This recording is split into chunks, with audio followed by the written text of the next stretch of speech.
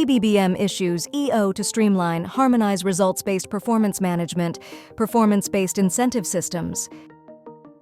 President Ferdinand R. Marcos Jr. has issued an executive order, EO, to streamline and harmonize the results-based performance management system, RPMS, and performance-based incentive, PBI system in government.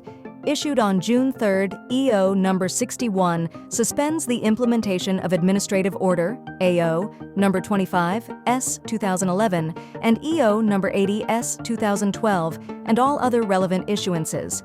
AO number 25, S. 2011 established a unified and integrated RPMS across all departments and agencies within the executive branch of government.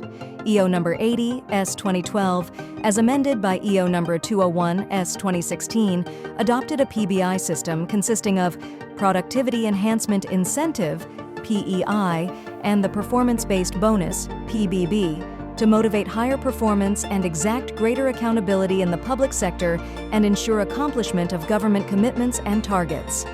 The palace said the RPMS and PBI system have been duplicative and redundant with the internal and external performance audit and evaluation systems of the government and lacked a review mechanism leading to the accumulation of rules, regulations, and issuances from the Interagency Task Force, IATF, on the harmonization of national government performance monitoring, information, and reporting systems. It makes compliance burdensome, bureaucratic, laborious, and time-consuming for government agencies. The implementation of AO number 25, S. 2011, and EO number 80, S. 2012, and all other relevant issuances related thereto, is hereby suspended immediately pending review of the RPMS and PBI system, stated the President's EO 61, signed by Executive Secretary Lucas Bersamin. It is imperative to streamline, align, and harmonize the RPMS and PBI system with ease of doing business initiatives and reform the government performance evaluation process and incentives system towards a more responsive, efficient, agile, and competent bureaucracy, the President's order said.